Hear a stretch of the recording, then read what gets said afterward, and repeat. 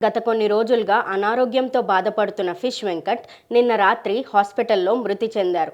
4-5 సంవత్సరాల నుంచి కిడ్నీ సంబంధిత వ్యాధితో బాధపడుతున్న ఆయన ఇటీవల హైదరాబాద్లో చందానగర్లో ఉన్న ఒక హాస్పిటల్లో చికిత్స నిమిత్తం చేరారు.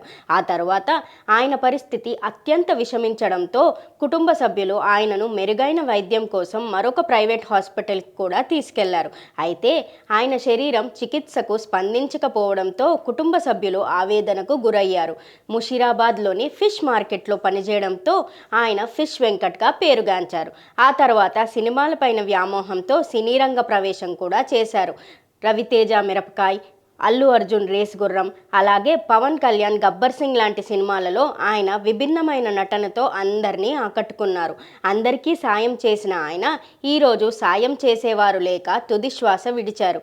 ఎంతోమంది ప్రేక్షకులను మెప్పించిన ఫిష్ వెంకట్ ఇక లేరు అని తెలుసుకున్న కుటుంబ సభ్యులు, అటు ఇండస్ట్రీలో ఉన్న నటులు కూడా సంతాపం తెలియజేస్తున్నారు.